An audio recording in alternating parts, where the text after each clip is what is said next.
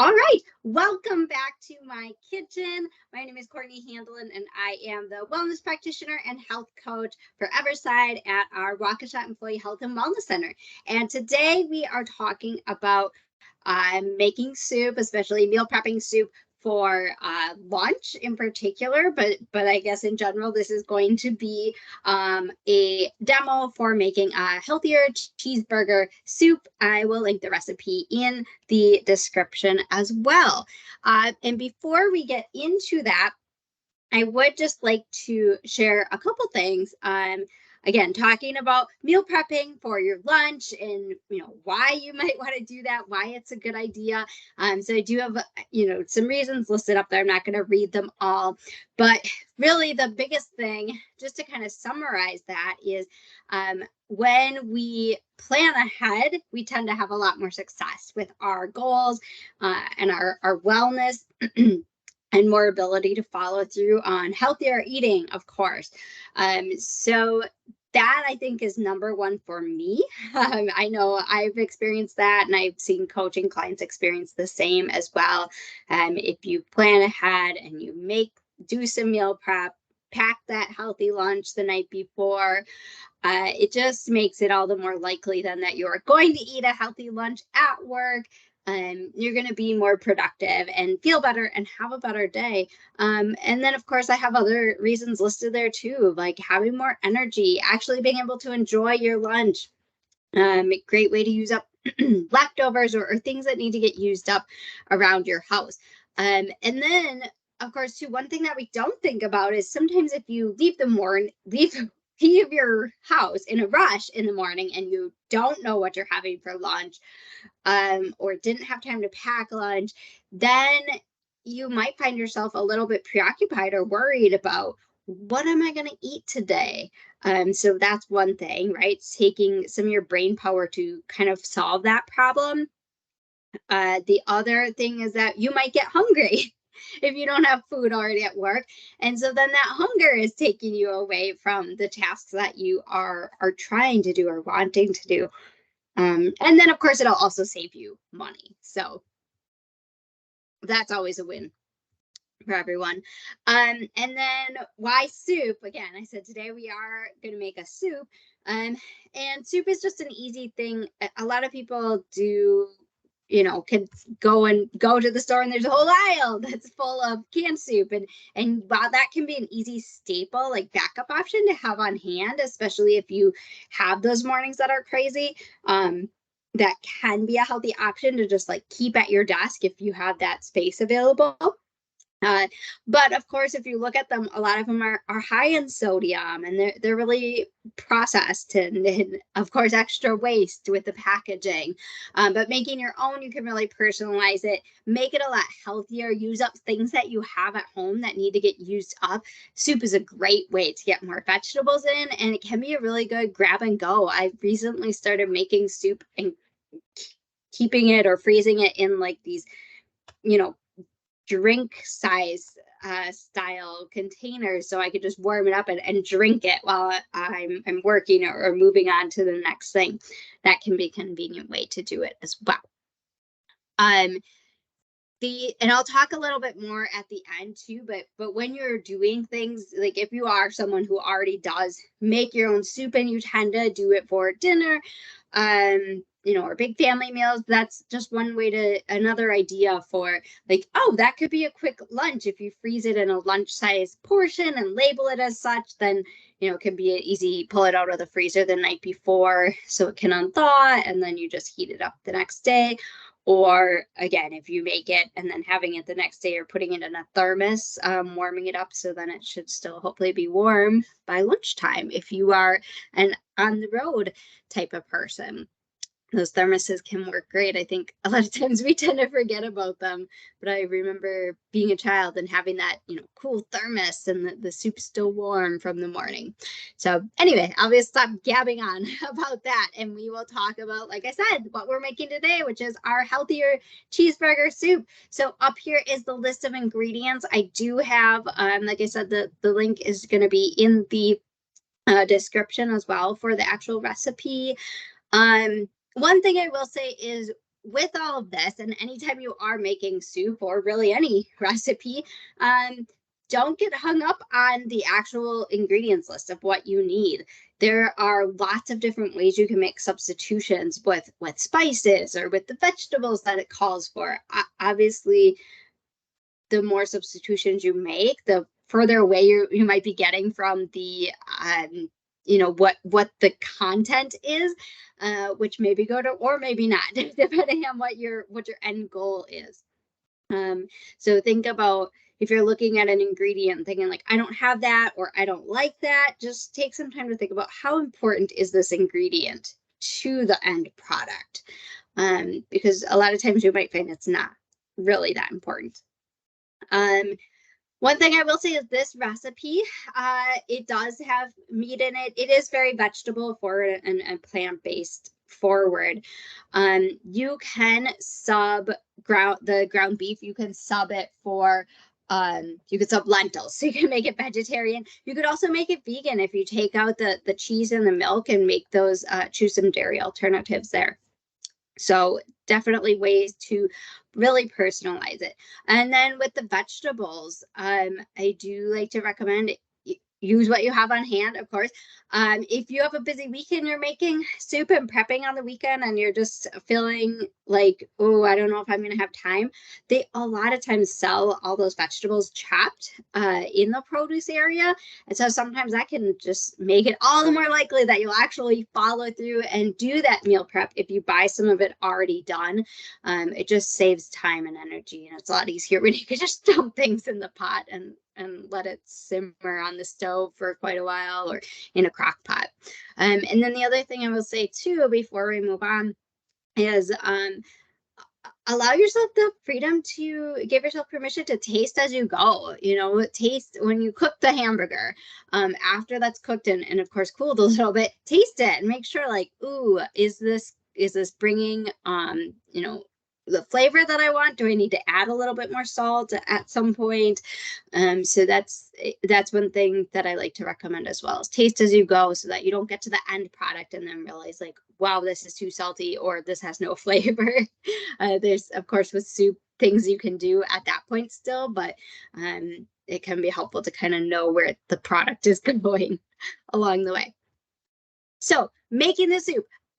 Of course, anytime you are doing any cooking or meal prep, it is good to first and foremost wash your hands, clean your prep area, soap and water, and then get out all the ingredients you need and review the recipe. It can be really helpful so that you don't suddenly get to a certain spot in the recipe and you're surprised that you don't have something, or we're supposed to do something a different way.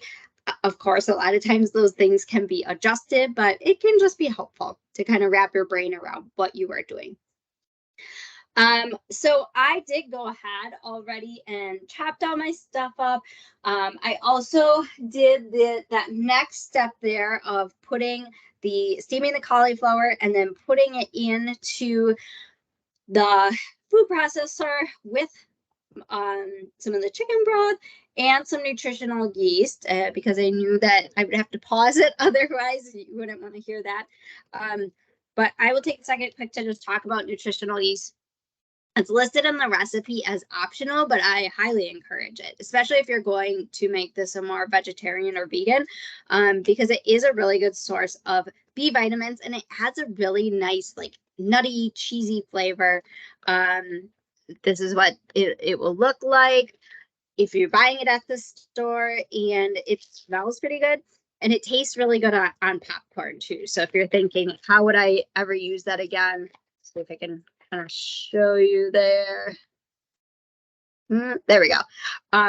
Popcorn is one way that you can use it in the future, or again, anytime you're making soups or any type of like cheese sauce. Yeah, great addition to things.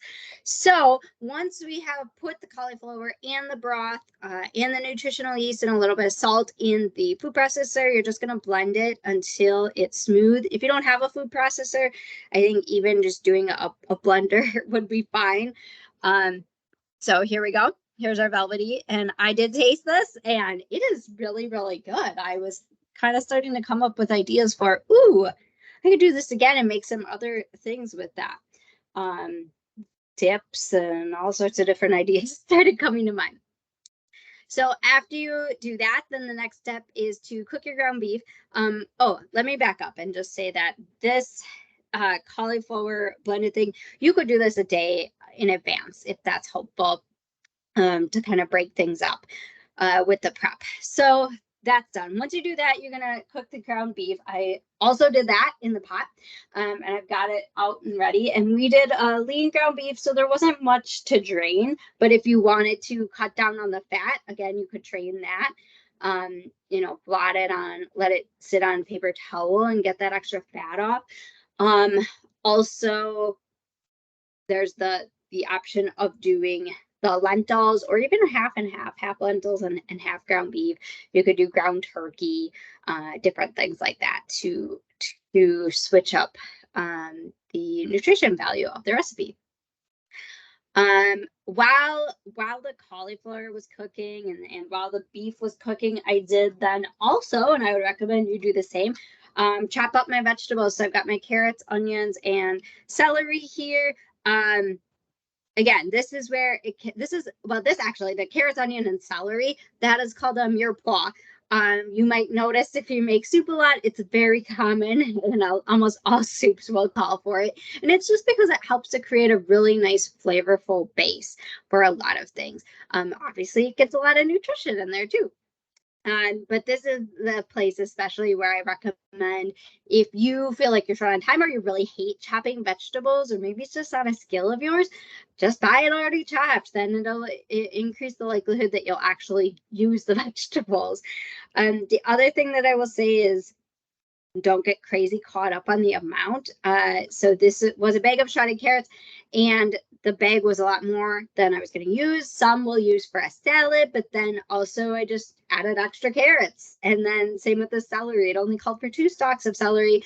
I essentially doubled that and did 4 stalks.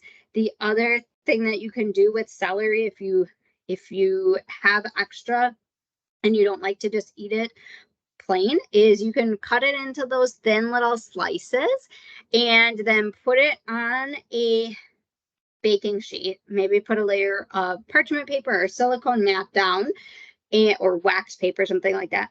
Maybe not wax, parchment probably. So spread out the celery and then pop it in the freezer for a half hour, 2 hours, overnight, because maybe you forget it, and leave it there for a couple days. And then measure out either 1 cup or 2 cup portions and freeze it in freezer bags.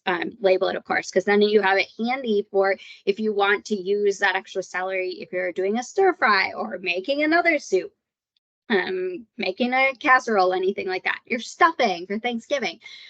So then it's easy. You can use it and cook it. I don't know that I would eat it raw, like after it's frozen, but cooking is great. You can do that with onions as well. And if you are one that really, your eyes get watery with the onions, that can be one way to reduce that, is really chilling that onion and making sure it's cold, maybe even just popping it in the freezer for 30 minutes before you start doing that. Okay, and then for this recipe, so I had half a red onion that I had on hand that needed to get used up. I had used half over the weekend, so I cut that up. And then the other part that I did was I took the green onions and I cut up the green part, the green tops, and I'm saving that for serving to spoon on top. And then all the white part, I put in my mix here. And I did put some of the green stuff in here too, because I wanted to make sure I had enough onion. A lot of times it's a 1-to-1 ratio, 2 parts onion, 1 part celery, 1 part carrot. I don't think it matters a whole ton if that's really even. So like I said, don't stress about that.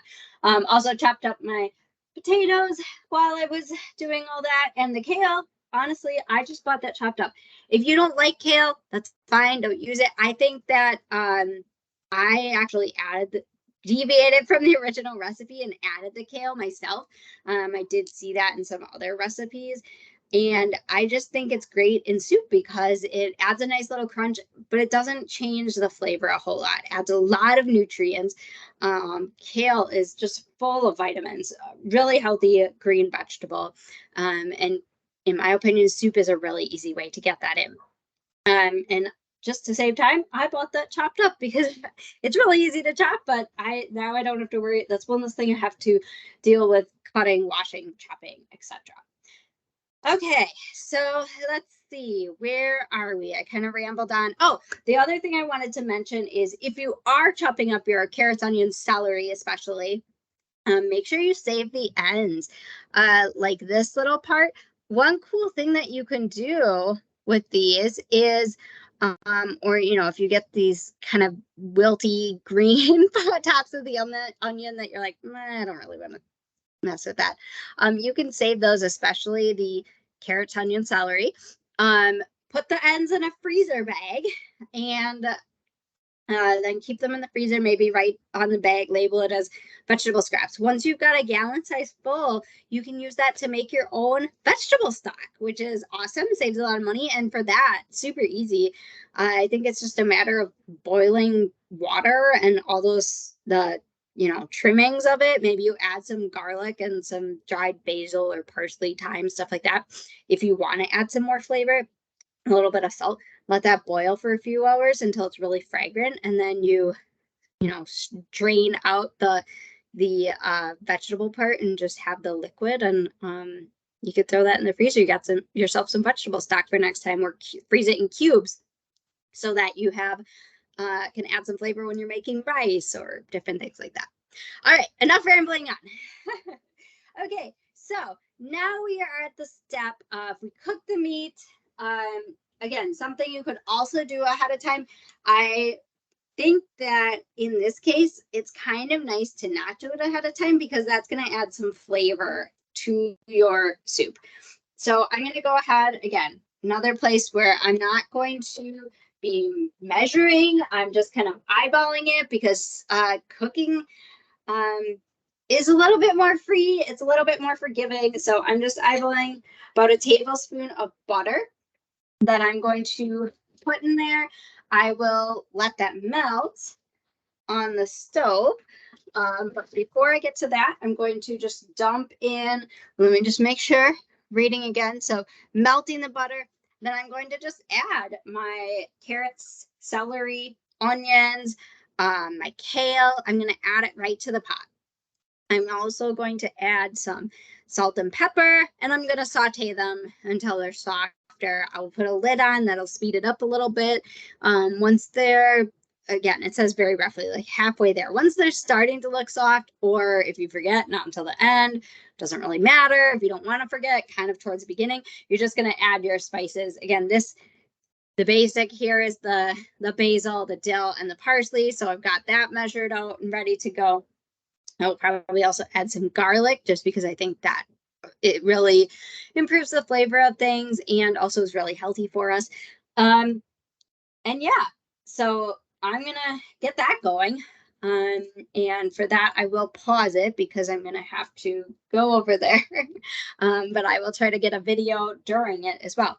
The last thing I wanted to say, because I missed over it with the ground beef, is, again, I added the salt and pepper, but then I also had this milk can. It's a local hamburger company. Hamburger company is not the right word. It's a local restaurant. That's the word. And they have hamburgers, and they made their own like hamburger seasoning. So I added some of that to the ground beef as well, just to give it some extra flavor and bring out that like cheeseburger kind of flavor. All right, so on to the next part. I'm going to warm this up here. And honestly, just on that medium kind of area. So we can get the butter melting. Once the butter is melted, then I'm going to add my celery, onions, carrots, and my kale. To that, let them soften, season it, put the cover on, and then let that cook before I move on to the next. And to be honest, while I am letting those vegetables saute, the next thing that I am going to do, since I do already have my potatoes chopped up and the cauliflower ready, is I am going to shred my cheese. You might notice in the ingredients list, it does say freshly shredded cheese. sharp cheddar is going to be a better choice there. And really, the reason for that is, well, sharp is going to bring more both flavors, so you don't need quite as much. But freshly grated, then it doesn't have that potato flour like coating on the cheese, and so it's going to melt and coagulate just a little bit better, more uniform. So let's go ahead and do that. I'm going to hit pause and be right back once the soup is in the next process here, the next stage.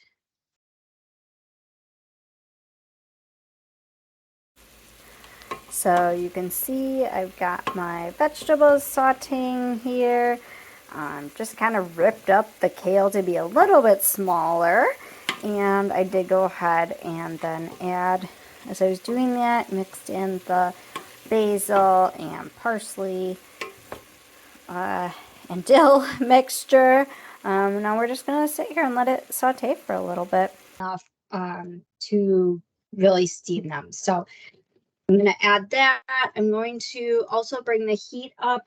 I'm going to add my potatoes here, which are cubed. And when you're, I should have said this before, but when you're cutting vegetables, especially things like potatoes, things that don't shrink quite as much, you definitely want to think about bite-size pieces when you're making soup.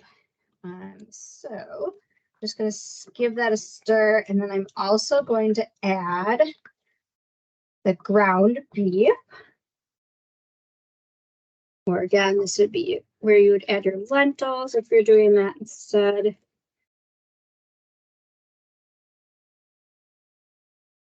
So depending on what kind of lentils you're using, you might want to wait until closer to the end.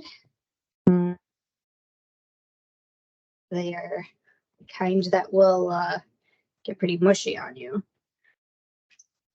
Okay, so just giving this a stir so that it is all incorporated and I don't have vegetable, kale or carrots stuck at the bottom getting scorched. And again, here's another place I think too where think about how much extra stuff you added, and you might find that maybe you want to add some more broth right away. Or you have water if you don't have enough. I am going to add a little bit more. I think here at this point, I would want to see though some stuff might be higher than the water level. I want to be able to see that liquid level as well. Then just because then it's going to cook and really soak into those vegetables. Again, those potatoes need some cooking, so they need to be in that liquid. You go ahead and cover it up, and then we're just going to let this sit here. It's going to sit here for about 10 to 12 minutes until those potatoes are tender. And depending on how much liquid you have and extra stuff and how much space, it might take a little bit longer. Soup is one of those things that really you can go slow and kind of take all day to cook it, and you don't want to rush that process. So I'll go ahead and pause again because I'm not going to sit here and blabber on to you for 10 minutes, though I'm sure I could. We'll go ahead and pause, and then we'll meet back at the time when it's ready to stir in the blended cauliflower and get that going. Oh, the one thing actually that I forgot to mention, which if you were reading the directions over there on the side, you do want to turn the heat up and bring that broth to a boil, and might want to get that boil before you put the cover on, or if you're waiting, if you do have the cover on, stay close by, because if it boils, that it might come to a boil quicker when the cover comes on, and you might want to then you're going to need to turn it down. So just be aware of that. Turn it up, get it to a boil, and then turn it down. Have the cover on, let it kind of just simmer there and get those potatoes nice and soft for 10 to 12 minutes. Again, this is a place where you can set a timer if you want. You can just kind of look at the time and be like, okay, so it'll be done about this time. Or just let it go and kind of keep checking on it here and there as you're doing other things that you have to do. You'll probably won't overcook it. It'll be okay. And after we're done with this part, then of course too, I'm going to recommend, take a little taste, see where it's at, and we'll add the cauliflower. That'll obviously add some more salt. So hold off on adding salt then, of course, until you've added that and tasted that. And the soup, the cheese that you're going to add is going to add salt too, but it's good to kind of taste as you go. It's looking pretty good now. The vegetables are nice and soft. I scooped a little bit out. This is how I do it to test. I'll just scoop a little bit out with the broth and each of the vegetables, and I look for kind of a bigger, a piece of each vegetable that looks a little bit bigger, and I'll let it cool for a bit, and then I will just taste it to make sure that the vegetables are soft enough.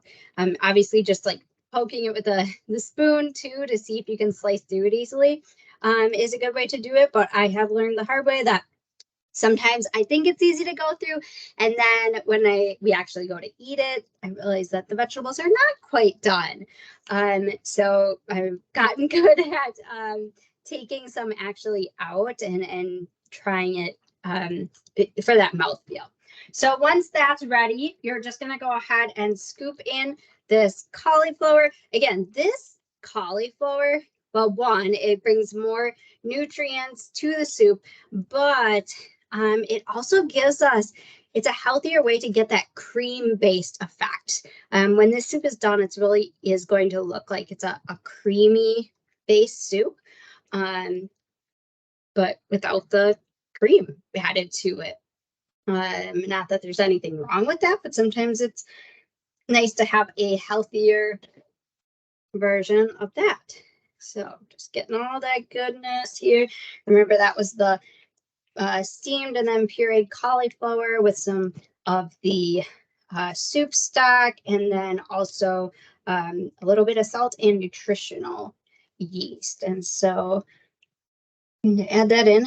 So again, yeah, give it that creamy texture and look to it, but also adding a lot of flavor and nutritional value, which is great.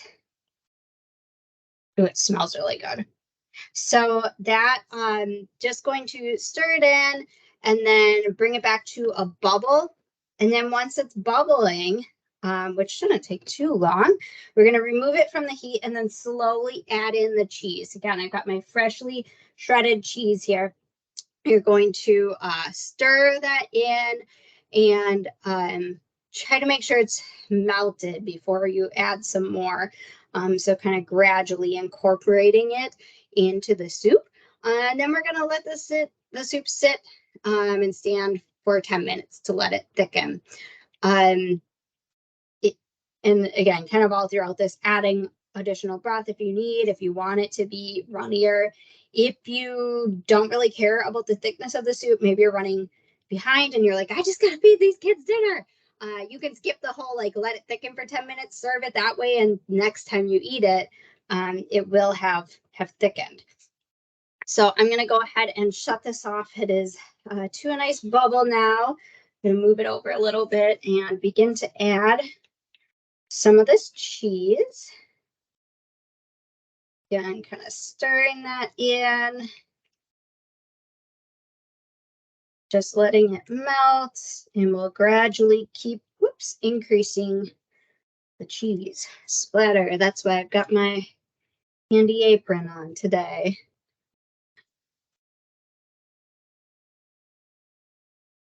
Beautiful. So you'll just keep doing that, keep adding the cheese in gradually, let it melt, add some more, and other than the 10 minutes of letting it thicken, if you want, that's about it. That's all it takes. So it's an easy one to, put in a little work and then go do other things, and put in a little more work, go do other things, kind of just keep checking on it, just like any soups. And then, like I said, really the key here is using this prep to your advantage and freezing it in portions that are actually logical for you to use. So, freezing it in those lunch size portions, if that's how it's going to be consumed, or family size portions for dinner, and labeling it as such, and kind of keeping an eye on what you've got in your freezer and thinking ahead so that then you can pull it out of the freezer and it's an easy dinner that night, or easy lunch that you can grab out of the fridge on those busy mornings, warm you up on those cold winter days that are coming our way. And yeah, that's it. I am looking forward to trying this soup now with the cheese added and the cauliflower and nutritional yeast for sure. I will just give you a quick little view of it here. Beautiful. All right. Well, thank you so much for joining me today. Oh, right. And on top, then serving it with your favorite burger toppings. So it might be, like I said, the green onions. It might be the using the chopping up some tomatoes, chopping up some pickles, maybe even adding a little squirt of mustard or ketchup on top if you like that. Really, so you can be kind of creative with that. There's some different ideas in the recipe there for you as well. So thanks again for joining me. Don't forget about other opportunities and ways that you can stay engaged. Be sure to check out the other cooking demos we have on here, as well as meditations and exercise videos. Be sure to check out our podcast, Talk About Wellness, cover a lot of different varieties. I like to say it's the podcast with all the toppings. And then, of course, reaching out for coaching if you need some extra support, and check out our Healthier Holidays Challenge this year. Awesome. Hope you have a great day and happy soup making.